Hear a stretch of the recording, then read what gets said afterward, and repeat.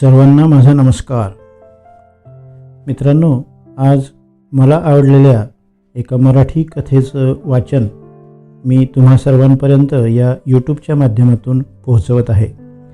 या कथेचं शीर्षक आहे विवश आणि या कथेचे लेखक आहेत श्रीयुत सचिन देशपांडे. मित्रांनो, माझं हे कथावाचन आवडल्यास लाईक करा, मित्रांना नातेवाईकांना जरूर शेअर करा आणि हे यूट्यूब चॅनल तुम्ही अजूनही सबस्क्राईब केलेलं नसेल तर आता जरूर सबस्क्राईब करा ही विनंती. या कथावाचनाबाबत तुम्हाला काही सांगायचे असेल तर तुमच्या प्रतिक्रिया कमेंट्समध्ये जरूर लिहा. तुमच्या प्रतिक्रिया कमेंट्स वाचायला मला नक्की आवडेल. आता ऐका ही कथा जिचं शीर्षक आहे विवश. बाबांचा निरोप गेला अजयकडे आणि तो हातातली कामं पटापट आटपून बायको व लेकीला सोबत घेत दुबईहून निघाला. अजय येईपर्यंत अशोकरावांची बॉडी घरून हलवली नव्हती. तशी अशोकरावांचीच इच्छा होती. प्रचंड जीव होता बापलेकाचा एकमेकांवर. बापाच्या चपला मुलाच्या पायात यायला लागल्या की त्याला आपला दोस्त समजावं हे फक्त म्हणण्यापुरतं असतं, कारण 90% घरांमध्ये मुलाची पावलं जशी जशी मोठी होत जातात त्याची बापाबरोबरची ठसन खरं तर वाढूच लागते आणि बापा एवढी व त्याच्याहूनही मोठी पावलं झाल्यावर तर पाऊलवाटच वेगळी तयार होते. मग आई नावाचा पूल उभा राहतो दोन्ही पाऊलवाटा सांधायला, इकडचं तिकडे आणि तिकडचं इकडे पोहोचवायला. पण अजय आणि अशोकरावांच्या बाबतीत मात्र असं काही झालं नव्हतं. कस्टम्समध्ये उच्चपदस्थ असलेले अशोकराव मुळातच जिंदादिल होते आणि कायम राहिलेही. अजयने इंजिनिअरिंगला जावं अशी मनापासून त्यांची इच्छा असल्याने तेवढा मात्र एक अशोकरावांनी काहीसा फोर्सच केला होता त्याच्यावर. फक्त बाबांची इच्छा म्हणून इंजिनिअरिंगला गेलेल्या अजयने स्वतःतील मूळ सिन्सिअरिटीला जागून अगदी घरापासून लांब हॉस्टेलमध्ये राहूनही इंजिनिअरिंगची डिग्री मिळेपर्यंत मान मोडून अभ्यास केला होता. प्रचंड खुश झाले होते अशोकराव आणि त्यानंतर मात्र त्यांनी अजयच्या कुठल्याच निर्णयात कधीच डोकं खुपसलं नव्हतं. अजयचे जॉब्स, त्याने पसंत केलेली मुलगी, तिच्याशी लग्न करण्याचा त्याचा निर्णय, लग्नानंतरचं त्यांचं प्लॅनिंग, अजयला दुबईत मिळालेली अपॉर्च्युनिटी, अगदी कशातही आडकाठी केली नव्हती अशोकरावांनी. त्यामुळेच अजयच्या मनातही त्याच्या बाबांच्याबद्दलचा रिस्पेक्ट कायमच टिकून राहिला.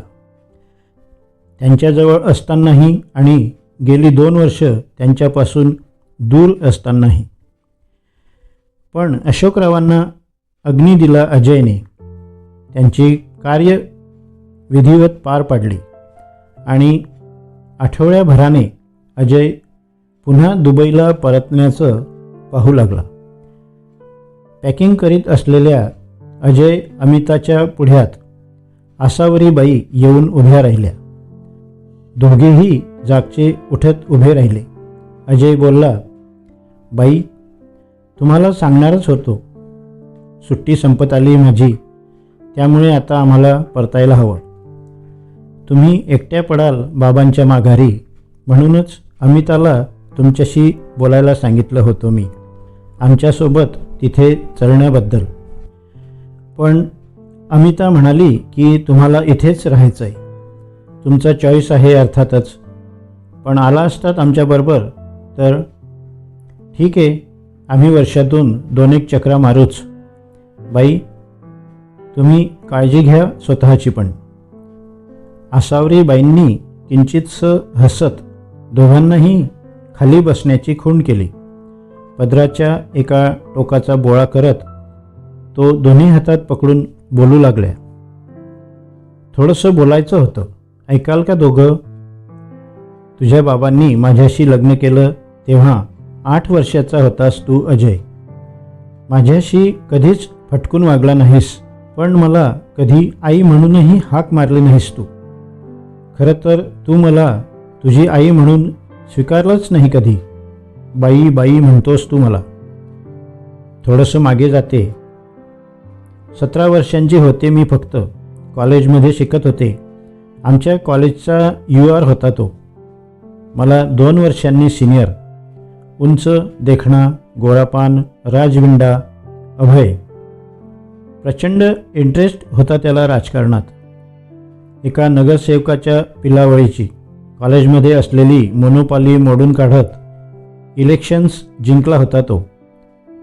खूप झटायचा तो विद्यार्थ्यांच्या हक्कासाठी, पण कुठल्याही प्रकारची गुंडगिरी न करता. आमच्या MWAMचा सेक्रेटरी होता तो आणि एक अतिशय उत्कृष्ट गायकही. नकळतच खेचले गेले होते मी त्याच्याकडे आणि तोही माझ्याकडे. आम्ही दोघे हळूहळू पुरते गुरफटत गेलो होतो एकमेकात. आणि एका बेसावध क्षणी मी नाही रोखू शकले स्वतःला. जादुई होते ते पुढचे काही महिने. बेधुंद, बेछूट, बेलगाम. पण छान गुलाबी वातावरणात अचानक एक लाल रक्ताचा शिंतोडा उडाला. कॉलेजमध्ये बातमी येऊन धडकली की अभयवर कोणीतरी प्राणघातक हल्ला केलाय. मी सैरभैर झाले होते. काहीच कळायला मार्ग नव्हता. उलटसुलट बातम्या पसरल्या होत्या आणि 4-1 दिवसात कन्फर्म बातमी आली की अभय गेला. मी पूर्णतः कोसळले होते. हादरले होते मी. अभयपासून प्रेग्नंट राहिले होते. घरी सगळं खरं सांगण्यावाचून काहीच पर्याय राहिला नव्हता.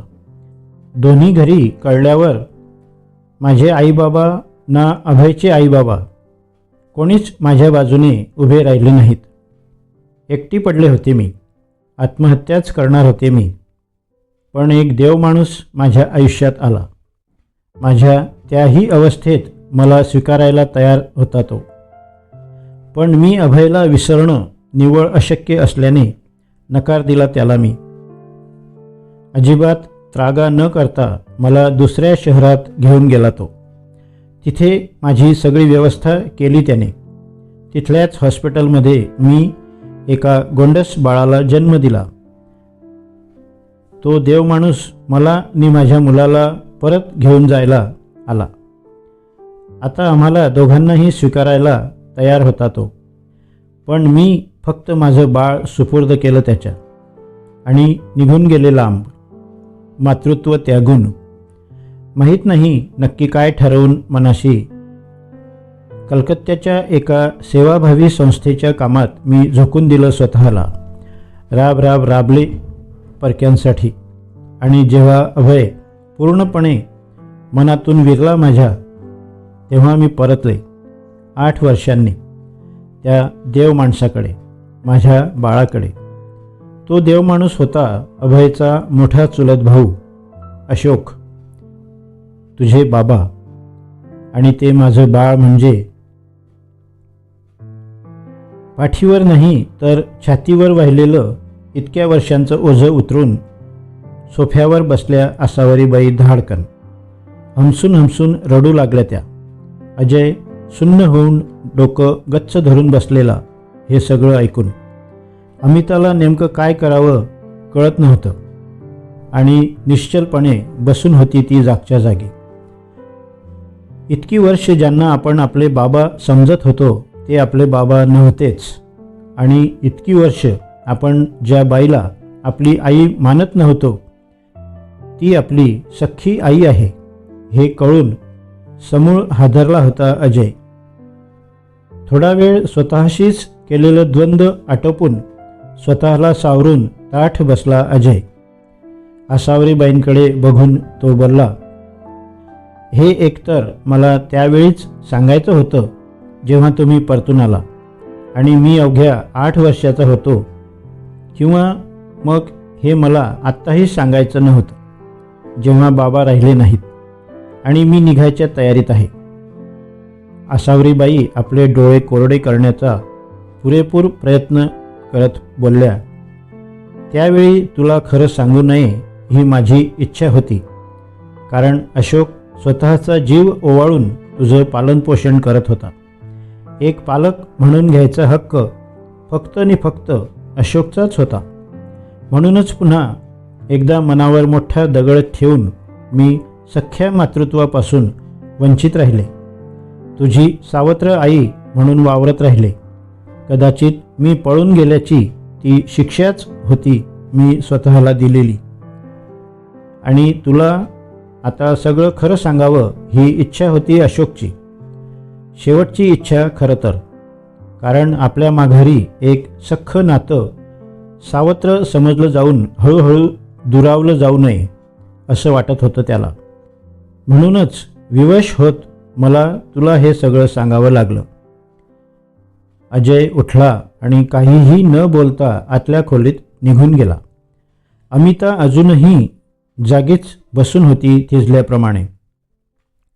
आसावरीबाईंचे डोळे पुन्हा मूळ पदावर येत वाहू लागले होते.